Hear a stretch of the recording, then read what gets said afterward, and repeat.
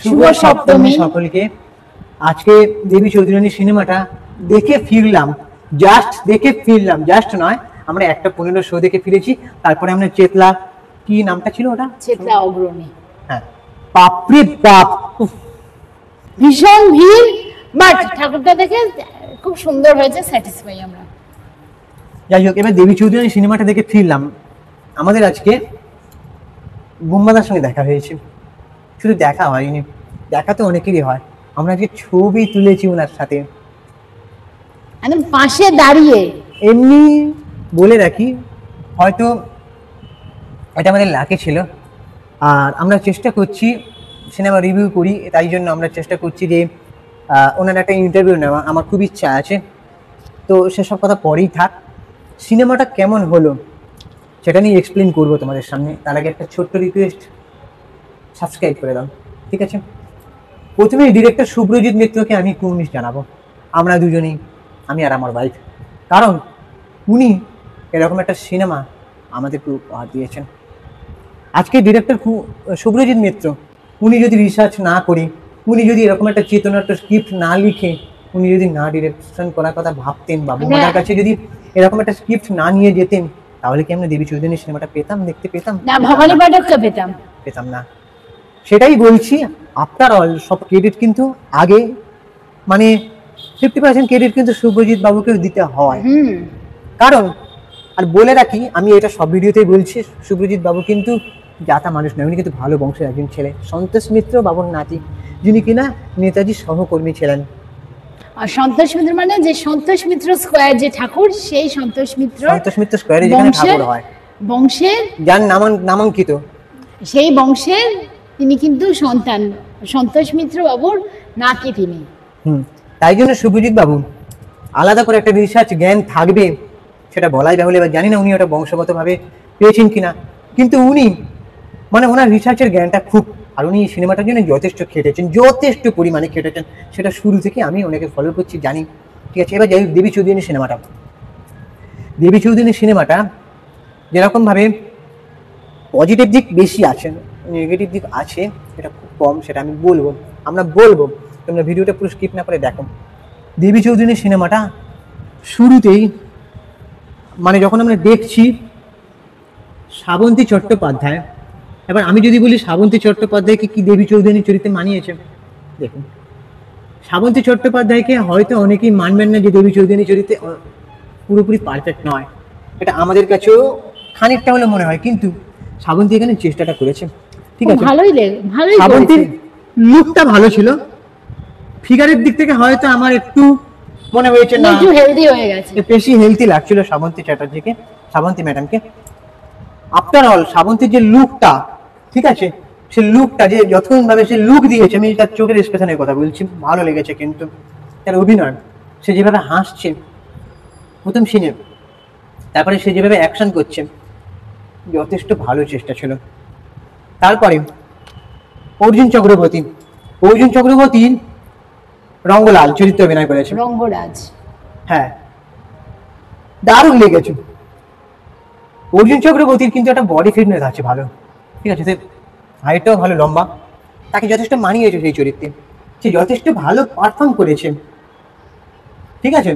সবকিছু বলে দিও না, মানে জাস্ট না, আমি রিভিল করছি না কেন গল্প, আমি এখানে পারফরমেন্সের কথা বলছি, আমি বলবো এক এক করে বলছি। এবারে বিবৃতি চ্যাটার্জি কিন্তু খুবই ভালো অভিনয় করেছে, খুব ভালো অভিনয় করেছে। সে যেমন লম্বা চওড়া, সে যেমন অ্যাকশন করছে, ওর নাম কিন্তু ওখানে হয়েছে নিশি। খুব ভালো লাগছে তাকে, বিবৃতি চ্যাটার্জিকে। সে যতটা পেরেছে নিংড়ে দিয়েছে বলতে গেলে সবাই। তারপরে বলবো দর্শনা বণিকের যে চরিত্রটা, সাগরমণি, যতটুকু পেরেছে সে তার অভিনয় দিয়ে ফুটিয়ে তুলেছে যতটা পেরেছেন, ঠিক আছে? মানে ওর যা ক্যারেক্টার অনুযায়ী যা পার্ট, খুব ভালো করেছে। তারপরে ওর নামটা কি, কিঞ্জল নন্দন মনে হয়, ওই ব্রজেশ্বর, হ্যাঁ, যে ব্রজেশ্বর চরিত্রে অভিনয় করেছে, সেও কিন্তু যথেষ্ট ভালো অভিনয় করেছে। বুম্বাদার কথা আমি পরে আসছি, পরে আসছি।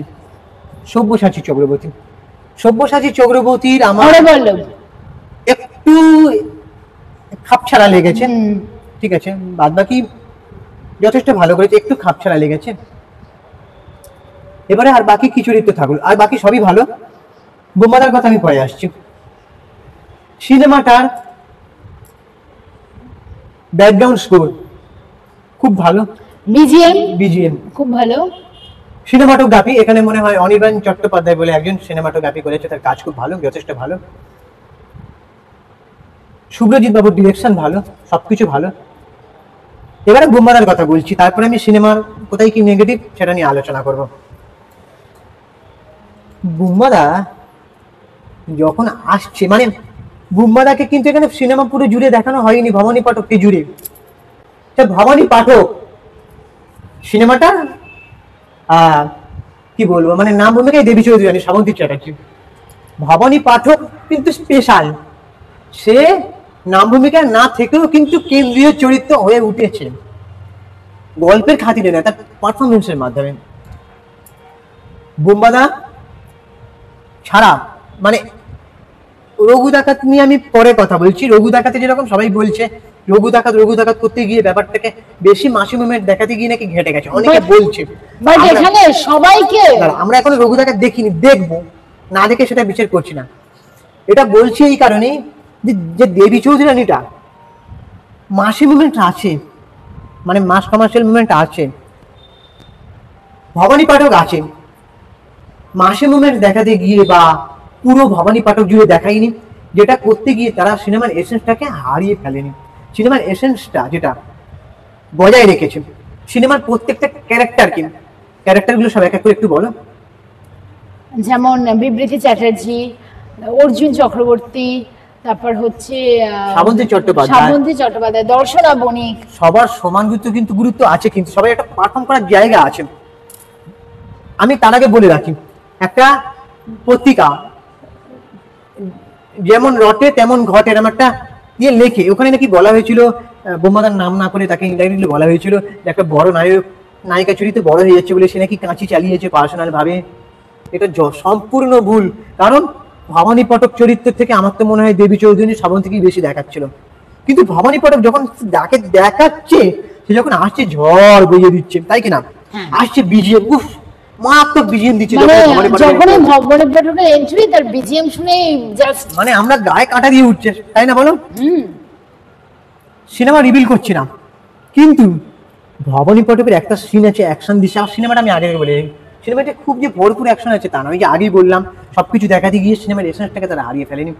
ভরপুর অ্যাকশন না থাকলে এমন লাস্ট আধ ঘন্টা থেকে 45 মিনিটের যে ক্লাইম্যাক্স, আমরা শুধু সেটা বলছি, ক্লাইম্যাক্সটা অসাধারণ, মানে আমরা রিভিল করব না, তোমরা গিয়ে দেখবে। জাস্ট আমরা বলে দিলাম যে আধ ঘন্টা থেকে 45 মিনিটের ক্লাইম্যাক্সটা অসাধারণ, মানে জাস্ট ফাটিয়ে রেখে দিয়েছে সবাই, ওখানে অ্যাকশন করছে সবাই। বুম্বাদের একটা সিন আছে, না সেটা রিভিল করে, সেটা লোককে দর্শককে গিয়ে দেখতে হবে। ওইটা আমি বুম্বাদের একটা সামান্য কথা বলছি, সে একটা মারছে এরকম ত্রিশূল নিয়ে এরকম, ব্যাস মানে সেই সিনটা তোমরা দেখবে জাস্ট, মানে সত্যি কথা বলছি, এটা যদি সিঙ্গেল স্ক্রিন হতো হাততালিতে ফেটে যেত, কিন্তু তাও আমরা নন্দনে আমি হাততালি সবার আগে শুরু করেছি, তারপর থেকে আমার দেখা যায় কি আরো কজন হাততালি দিচ্ছে, ঠিক আছে, হাততালি দিতে বাধ্য, ঠিক আছে, আপনি হাততালি চলে আসছে, এমন একটা সিন, মানে শুভ্রজিৎ মিত্রকে কুর্নি জানায়। আর অ্যাকশন আমি যতটুকু জানি, ভিকি কৌশলের বাবা শ্যাম কৌশল এখানে অ্যাকশন কোরিওগ্রাফি করেছে। বুম্বাদা মুম্বাইতে ট্রেনিং নিচ্ছিলেন, এবং এমনকি ভিকি কৌশলের সঙ্গে যখন বুম্বাদার দেখা হয়েছিল, সে জানাচ্ছিল বুম্বাদা যে তোমার বাবার থেকে অ্যাকশন কোরিওগ্রাফি এরকম করে বুম্বাদা বলছিল, সেই দৃশ্যটা মনে আছে। ভিকি কৌশল কিছু তাই মানে বলছিল এরকম ভাবে, ওদের কথাবার্তা শুনে বোঝা যাচ্ছিল শ্যাম কৌশল এখানে কিন্তু অ্যাকশন আরো ভালো হতে পারতো। এবার আসবো সিনেমার নেগেটিভ কথা নিয়ে, মানে প্রত্যেকটা পজিটিভ রিভিউ বলে দিলাম, আমার হয়তো বললে অনেকটা হয়তো কম বলা হয়ে গেল মনে হচ্ছে, কিন্তু একটা ভিডিওতে সবকিছু বলা সম্ভব নয়, ঠিক আছে, তোমরা সিনেমাটা দেখবে নিজেরাই বুঝতে পারবে। আমি যতটুকু যা বলার বলে দিয়েছি। আপনার দেবী চৌধুরী সবার দেখার মতন সিনেমা। এবার সিনেমাটা নেগেটিভ রিভিউ, সো আমরা তো পাবলিক রিভিউ করেছি, তোমরা সেখানেই বুঝতে পারবে যে সবার কেমন লেগেছে। পাবলিক রিভিউটা একটু দেখো, সবই আমি এক এক করে ছাড়বো।